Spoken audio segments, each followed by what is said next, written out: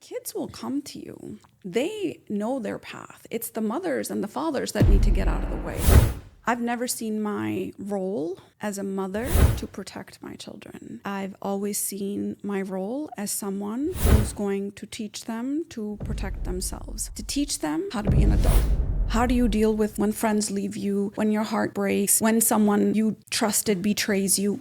So how do you hold grief alongside of gratitude? How do you hold grief alongside of joy? This is our role as a mother and father, and I think as our children are growing. And I mean, you say something just that's so poignant because they can exist together. The grief can exist with joy, and the sadness can exist with...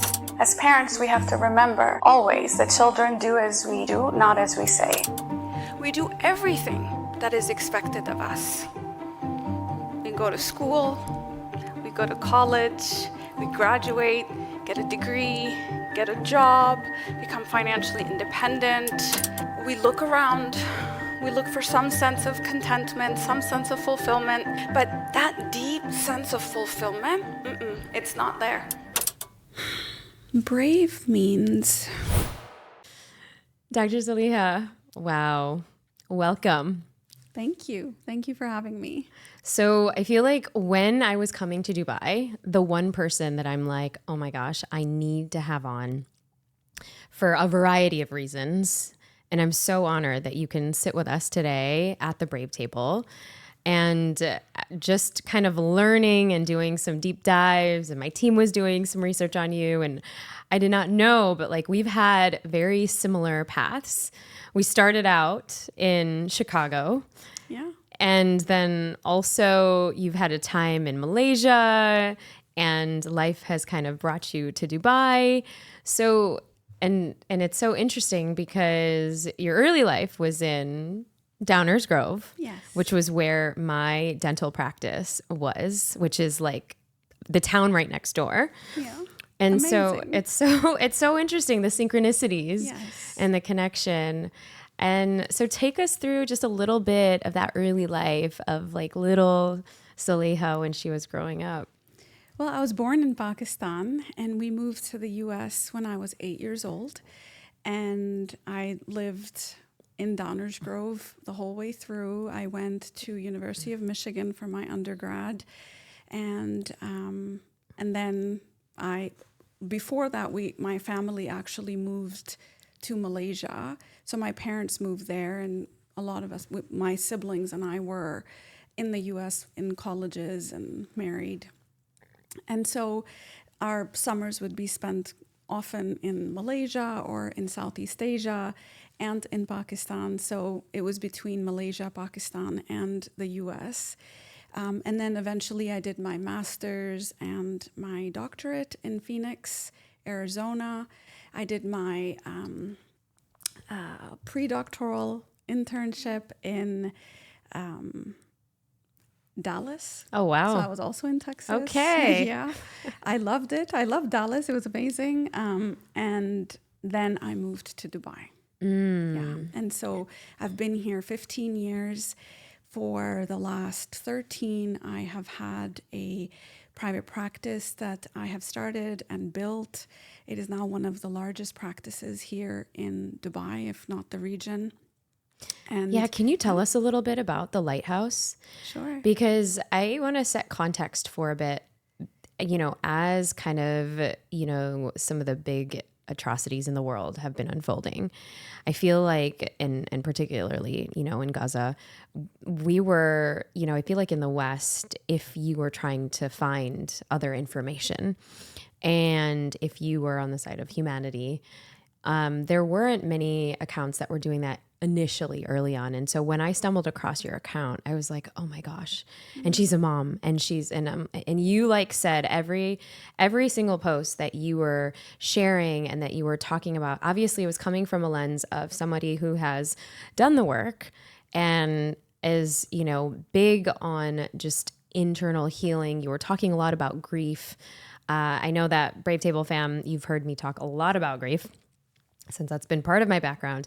But to have somebody come from, the East who kind of looks like us and can speak to, I think, the things that so many of us were feeling, but you were actually putting words to, the pain.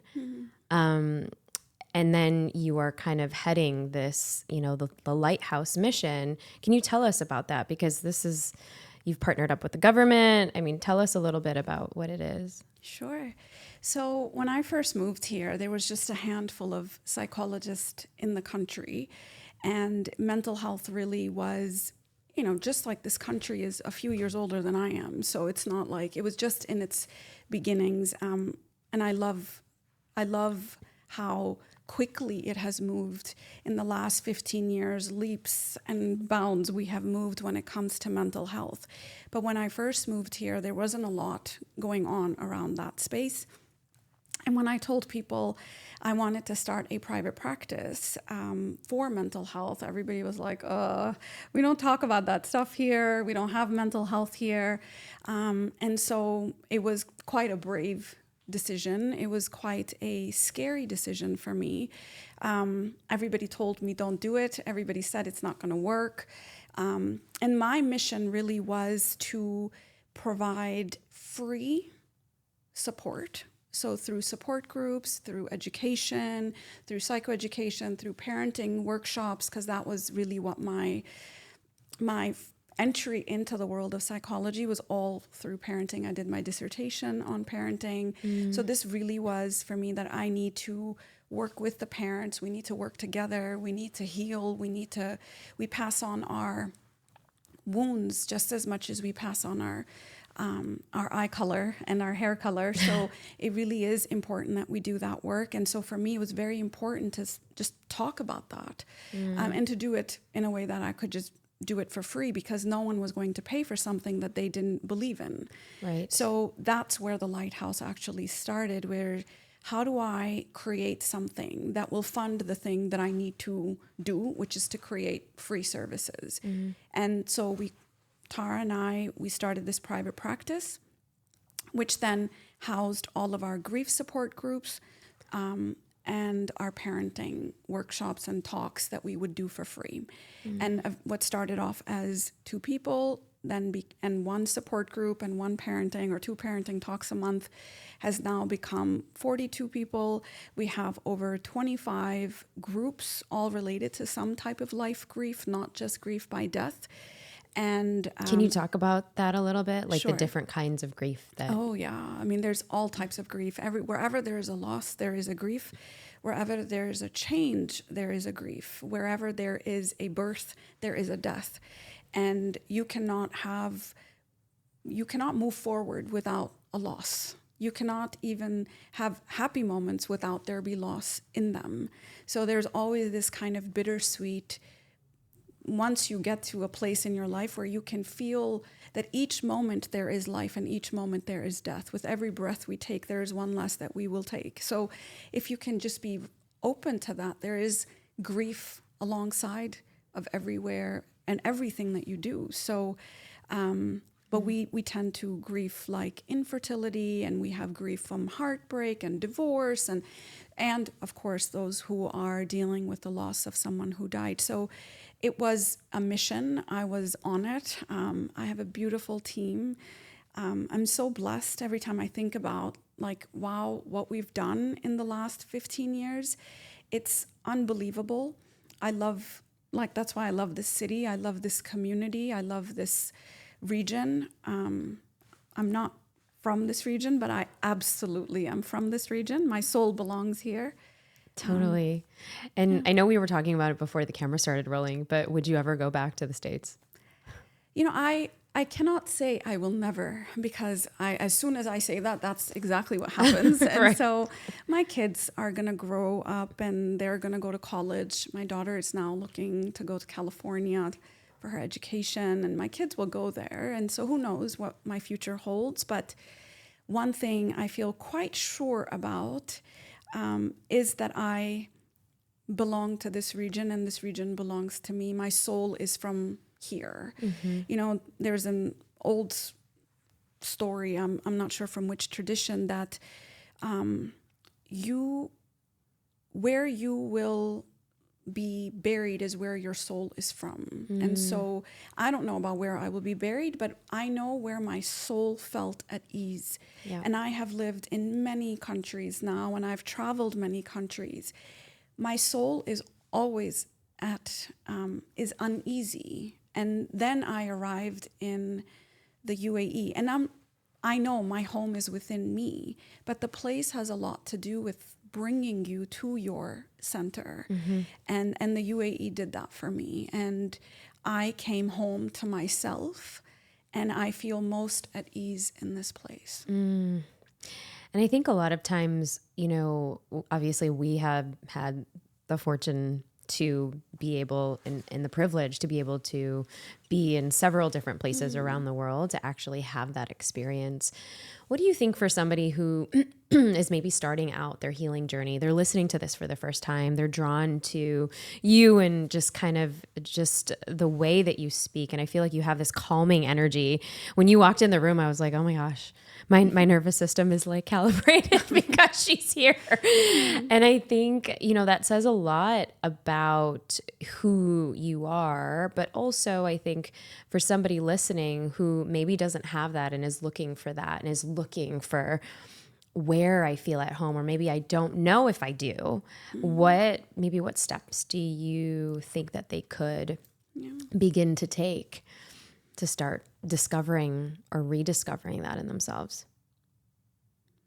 If I look back at my life, when my journey began, I think one thing that I did do right, and I didn't have a choice. I think if I had a choice, maybe I wouldn't have, but my spirit is very loud, and I wouldn't say it's an intuition. It was just like a nature. It's a spirit in me. And it forced me to do certain things. And so I would say, if you don't have such a spirit, you do have a sense, usually. Like you feel more comfortable in certain places, or you feel drawn to certain places, and you don't know why you're drawn to that. And it could look really like, why am I even going there? Or why am I even doing this? It doesn't have to make sense to your cognitive mind, to your egoic mind. It should just be a yes. And so move forward. I think what's happening now, because we are living in the age of information, people are waiting till they know everything before they take that first step. Yeah. And I would say, you don't have to see the whole path. You just have to say, well, I'm going to go this way. And I've taken, oh my God, so many wrong turns. If someone were to look out from within, look at me from outside, they would be like, oh gosh, this woman has made plenty of mistakes.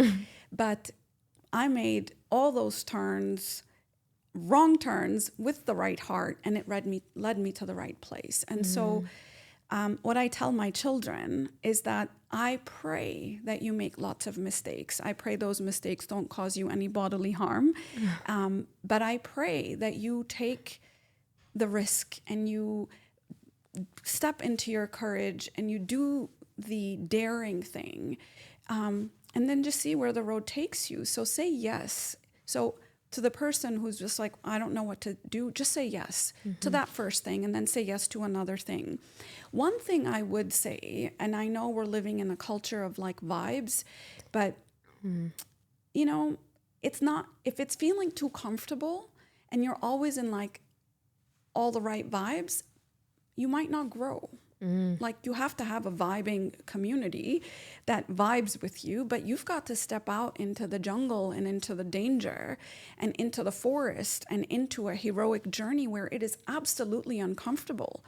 I mean, this is you having 3 teenagers that you're raising. Yeah. When I found that out, I mean, you have 4 kids, but I mean, you don't even look like you have a single child. But you, and that too, an 18-year-old, a 16-year-old, and a 14-year-old, 15-year-old. 15, yeah. Oh my goodness. Okay, so at one time you had all 3 kids under 5 or 4. Under 4. Oh my gosh, and my kids are 2 and 5. That is insane.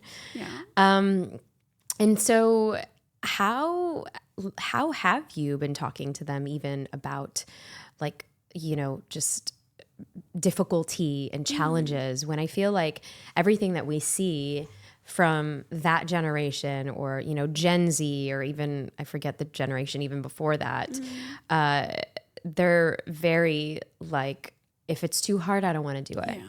I don't want to, you know, just beach vibes all day. And how are you, you know, how are you instilling that? And are they open to it as teenagers? They will have their own path. I cannot force them upon a path. But my son, for example, he came to me when he was 14 and he said he wanted to go to boarding school, to a football academy in France. And every bit of me, because I felt like, wait, I thought we had 4 more years together.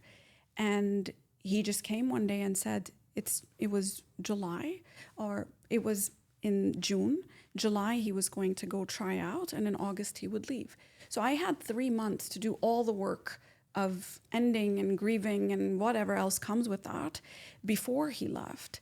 And inside of me, I felt the restraint of a protective mother, and I had to do that work.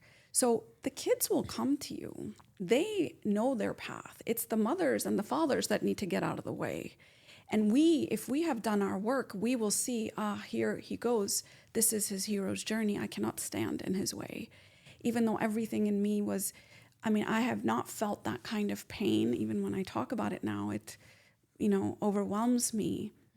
That sudden loss that I felt, and all the regret that shows up, that did I make the most of that time? All of that shows up for a mom or a dad, but I said, yes, that's it, you go. And so I took him, I set him up, and then I left him. And there are days where he doesn't message. There are weeks that might go by where he just sends a thumbs up or a peace sign or something. And I'm like, okay, he's on his path, and I want you to know that this is a home for you to come back to, but if that's where you need to go, then go. So I think setting them free is going to be the biggest task. But for the kids, for example, my daughter, who was going through quite a lot when everything began in Gaza, in the most recent events, I should say, and it was very, very painful for her. And when she came to me and she said, Mom, it hurts too much. It just hurts too much. And how, do I make it stop, or what do I do? How do I deal with this? Because it's breaking my heart. Mm-hmm. And I told her that then you got to let it break. At that point, again, an instinct came up that, okay, just maybe you should stop watching it, or maybe you shouldn't do that, or just focus on your school. This is a very important year for you. This is a very important time for you. Application, all of this came in my mind. But it was focus on school, accolades, achieve, grades. But it was like, no, we're going to let your heart break. And I used the metaphor of, her working out in the gym. Mm-hmm. I said, just like you go to the gym and you build muscle, you've got to build your heart muscle. And you've got to give it enough pain so it ruptures, because that's how muscles are built. They rupture and repair. And you have to have small tears in that muscle. But then you've got to have the aftercare, the protein, all of that stuff in order to build the muscle. So the same thing goes for your heart. The heart is a muscle. You've got to lift heavy feelings. You've got to slowly build up the muscle to lift really big feelings. And one day when you are my age, you may be able to even do the collective lifting. But it doesn't happen suddenly. You don't just move into the collective space quickly, but you've got to make a commitment. It is a soul activism. It is a commitment you make. And so these are just small ways that I allow my children to, I get out of the way, basically, is what I'm trying to say. I don't have to, I coach them. I don't have to tell them anything. Even my 9-year-old now, when she sees me cry, she's like, oh my God, I'm not sobbing and wailing in front of her. I do that alone. Mm-hmm. But in front of her, they see me cry and they see me in pain. And I let them know that the world's pain should hurt you because that means you're going to do something about it. So giving them permission, I think, is so important, and getting out of their way is so important. Yeah. Not leaving them, keeping your eye on them, watching them is most important. Yeah, I'm so glad that you brought this up. And it's there's one of the posts that, and this was one, it actually went viral on your account. And, you know, you kind of share when you were having this conversation with your daughter, you know, don't stop feeling, because the future of humanity is literally in the hands of people like you who feel pain when others hurt, who stay connected to humanity when hate seems to be trending. And oof, I mean, that really struck a chord, because it's like, I know my kids are obviously much younger, and at this point, you know, we are still sheltering them from, you know, all of the things. We don't really watch news in the house, and, you know, with our mainstream news and where we're at, it's not even trustworthy anyways. So, it's been, we have our agreements to not, but I think that also when we're in spaces, like we were in India and the cousins are there and they're much older, and then they are bringing these things in of like whatever different threads of whatever a 9-year-old or a 10-year-old would say to a 5-year-old. And so then they're around that. I remember my son was just randomly asking me questions about certain things. And, you know, my husband and I, we look at each other, we're like, oh, okay, we're going to have that conversation right now. And, you know, he asked something the other day about like death and dying, and, you know, and well, if we die, like, where do we go? And why do people die? And so it was just like, okay, I was not ready for that at all. And so, you know, to your point in bringing this up, and I think for a lot of our community, the questions that I feel like moms ask a lot is, well, how much do we shelter our kids? You know, what is age appropriate? And that's when I was coming to your account, because I'm like, oh my gosh, she's talking about this. I think there was one picture of you and your kids, you know, you had the watermelon up, and to be able to normalize it for them. Should they be taking in a lot of those images? And is, you know, what is age appropriate? I think I was also having these conversations with certain friend groups where, you know, it's safe to have these conversations with, because I feel like we were talking about before, there are certain areas where you just don't feel comfortable. You don't feel like you'll be seen. You feel like you'll be gaslit. And that has been going a lot around just even having the space to have these conversations. What do you say about that? I would say that if your kids are asking you those questions, then they're ready for that conversation, but it has to be age appropriate. And I've never seen my role as a mother to protect my children. I've always seen my role as someone who's going to teach them to protect themselves. Now, obviously, I'm going to protect them from like not crossing the street when it's, you know, all of that, the contextual stuff. But when it comes to emotional pain, I will not protect them, because my job, I have 18 years, mostly. And then after that, maybe other things will happen, but I've got 18 solid years to teach them how to be an adult. That's what my role is. To teach them how to do childhood, to stay connected to their playfulness, to be grateful, to be generous, to be kind. And how do you deal with when friends leave you, when your heart breaks, when someone you trusted betrays you? I've got to teach them that. And if that's when, you know, Johnny takes that thing from you and that really broke your heart, we're going to work with that, because we've got to work with what we've got. And so my children are not on social media they're not on social media. I'm just having a conversation right now with my 18-year-old, like, okay, you're going to go on TikTok and Instagram and you're going to do these things. Wow, you helped her with all, like, she wasn't on it before 18. That's amazing. Yeah. I mean, I've educated my kids. They've made a decision to listen. But, you know, they go and they have their conversations on Snapchat, but they're not on social media or posting or any of that stuff. So that's not something that any of my children have, and I don't want them to have it, and I've explained to them why. So of course they get exposure from their friends, and their friends are talking about it, or they might come across it on YouTube when they're doing any research for school. So of course they're going to get some exposure, but it is limited in that sense. And so what I would say is that when they do bring me that conversation, I do have an age-appropriate conversation with them. And so if he's asking about death, then I would say, whatever your spiritual and religious beliefs are, the one thing that I would say is that don't tell children that the deceased person went to God. That's one thing that I would advise not to do when they're very young, because then they don't really like God, because they took away the person they loved. Oh, interesting. So find a way to say they went to the heavens or they went to the other realm. I don't know, whatever it is that you want to say.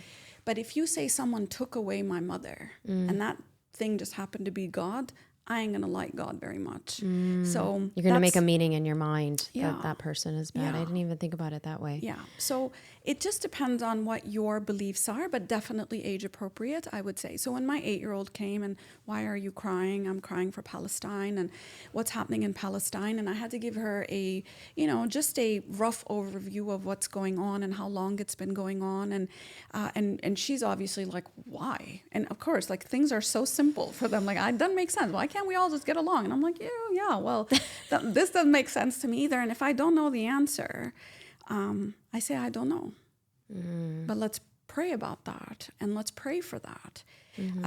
I definitely don't speak in terms of other. Oh, they're the bad guy and we're the good. No, for me, this doesn't work. There's a bridging always, and there's good always. And I'm always highlighting the good in the other and saying, and there will be this goodness that we can integrate. And so I think when we speak in us versus them, it creates a lot of unnecessary pain. So speaking in terms of, well, look at how many people are coming together for peace. So how do you hold grief alongside of gratitude? How do you hold grief alongside of joy?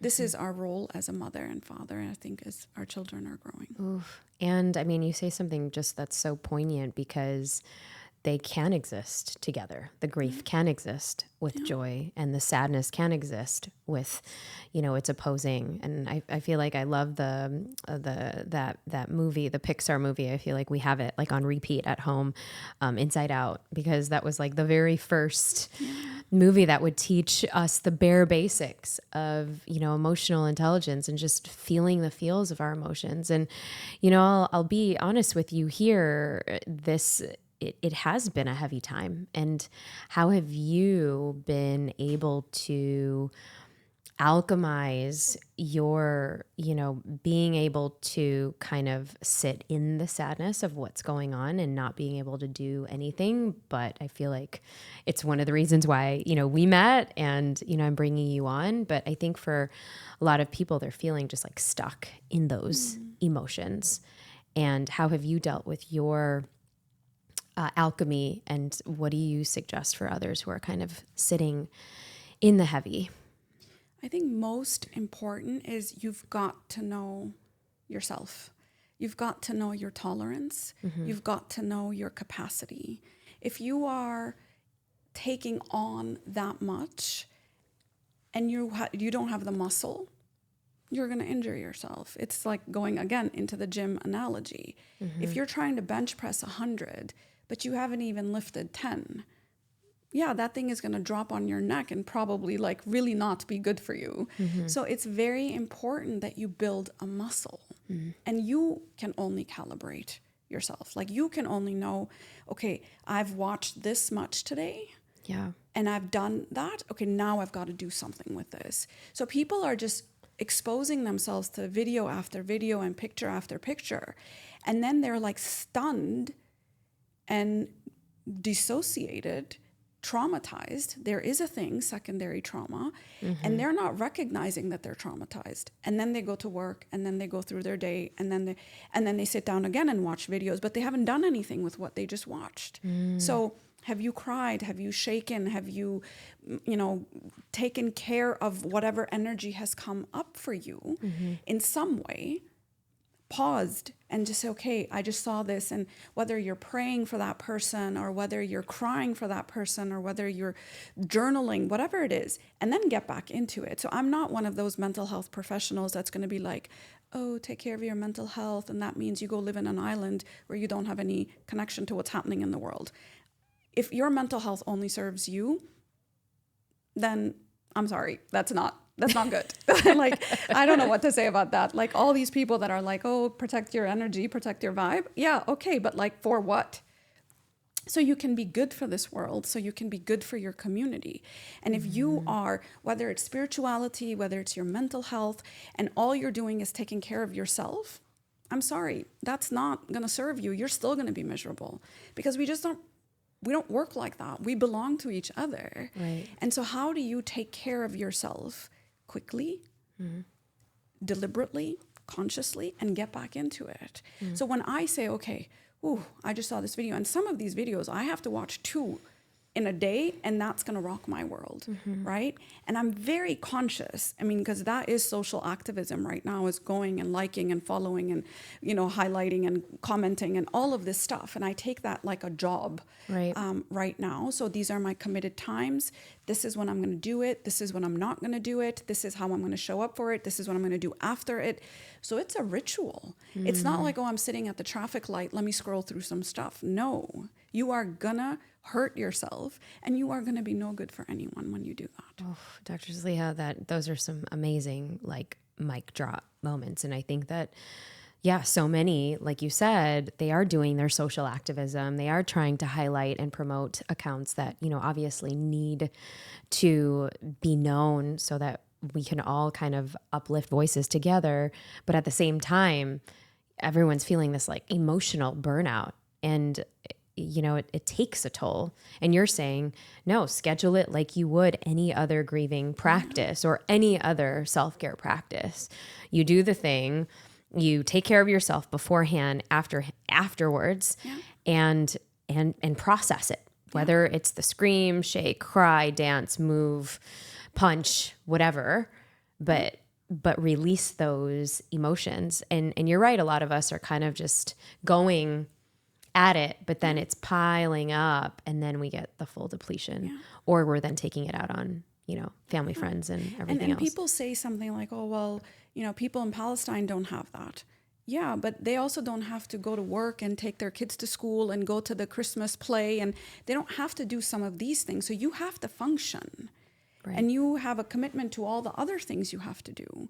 So you have to exist within your space, and they are existing within their space, and you have to do whatever it is that you can to support them in whichever way. And this is how we are saying, hey, listen, we witness you. We are not going to have this happen and us not speak about it. We will speak for you. We will amplify you. We will serve you. But in order for me to do that, I have to be able to have rituals around some of these practices. So for people that work, don't do it during the work day. Don't do it before a meeting. Don't do it before a big day. Don't do it first thing in the morning. Definitely don't do it last thing at night.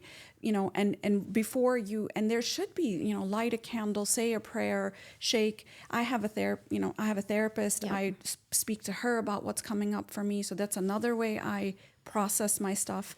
Support groups are a great place, because what we're doing right now, which is absolutely unnatural for human beings, is that we are grieving alone. And I know we're like, oh no, but we have our social community. It's like, no, physically, we need each other's nervous system.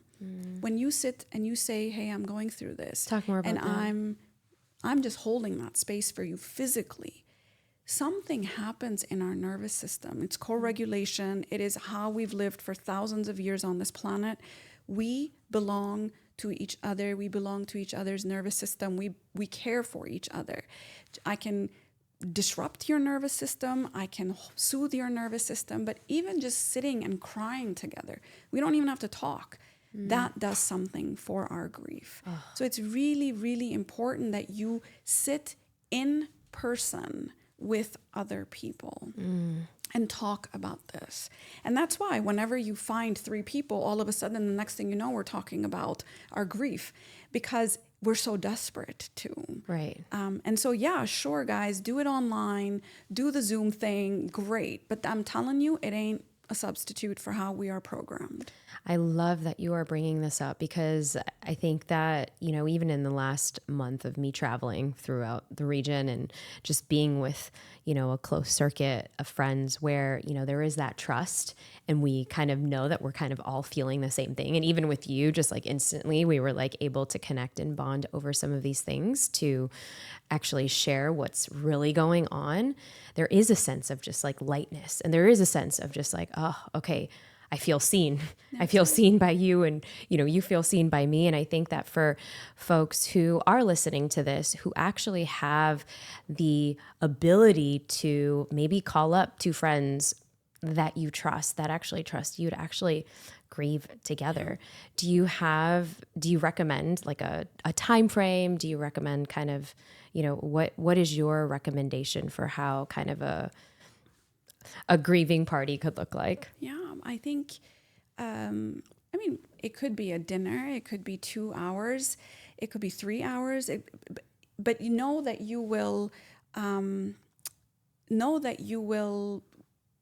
go and you'll start talking about the sadness, and then there'll be moments where you'll be laughing about something, and then there'll be moments where you talk about something sad, and then there'll be moments where things are light. And so it really is a process that you go through, and there will be laughter, and there will be tears, and there will be silence.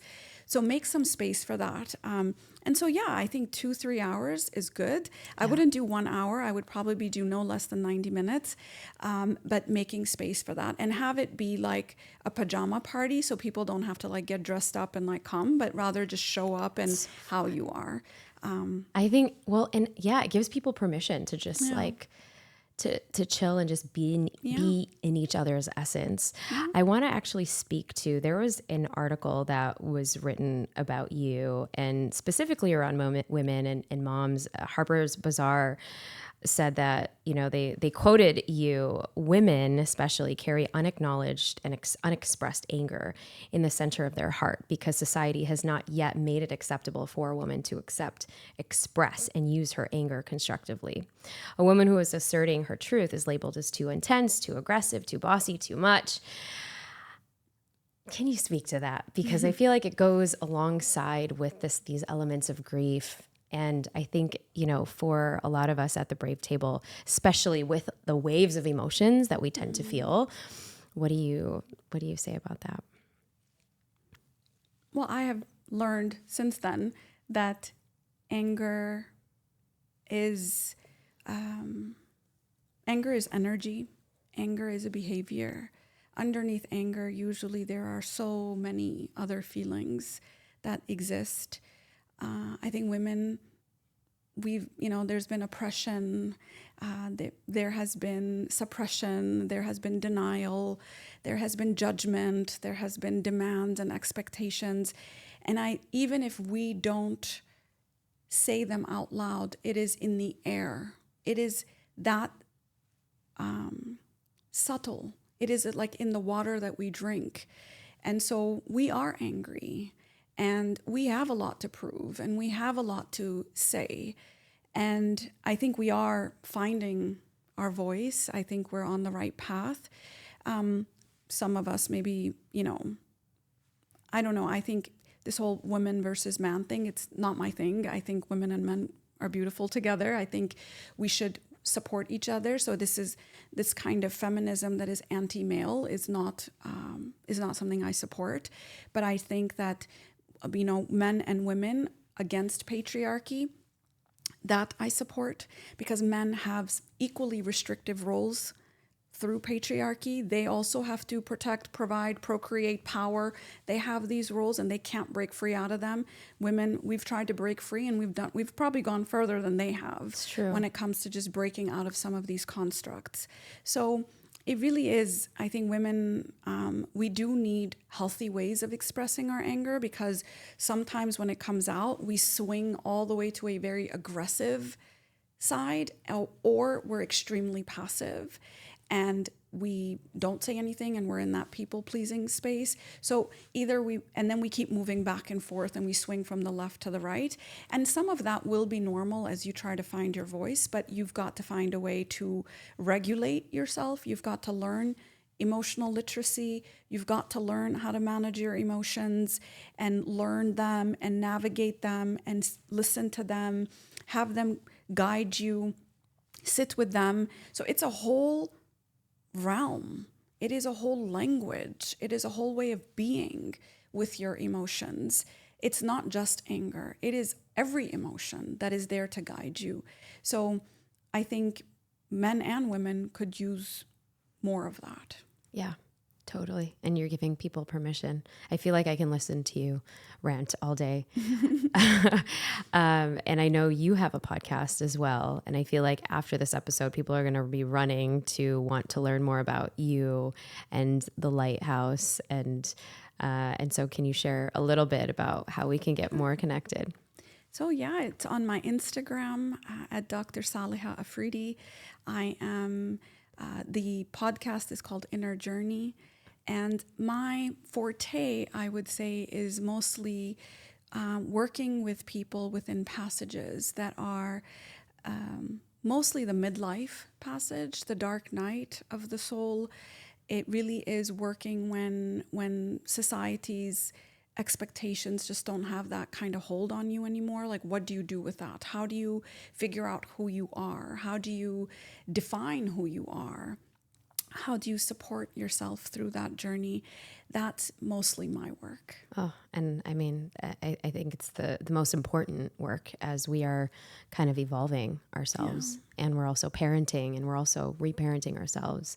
So let's get into our final igniting round. I just want to first honor you and just the wisdom and the deep care and the knowledge that you have brought to so many of us, and that we can, be able to have this conversation here. And I feel like there's many more of that coming at us. So thank you for all of the work that you're doing and how you're amplifying the voices of the oppressed. And because that's where this is the work.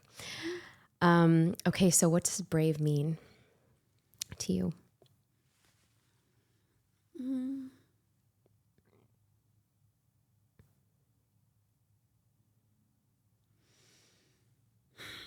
Brave means that you are very afraid and you are so scared and you move forward anyway. I think that's what brave means to me. Brave means that I'm so scared I can't sleep at night, and I'm so scared that I can't, face the day, and then I get up and I face the day. That's what brave means. It means that you're full of fear and you move forward. For me, I think also brave is stepping in to bigger and bigger fears. There will never be a time. I think if you're fearless, then you might as well be dead. I think Rilke said that, I'm going to misquote him, but one of my favorite quotes is, the goal of life is to be destroyed by greater and greater things. Mm-hmm. Something to that effect. But for me, that's what it feels like. I've lived quite courageously throughout my life. I have faced many fears and walked through many fires, and I'm still afraid. And there's bigger fears, and then there's bigger fears. So brave just means you show up every day. Oof. And one word that describes this season of life.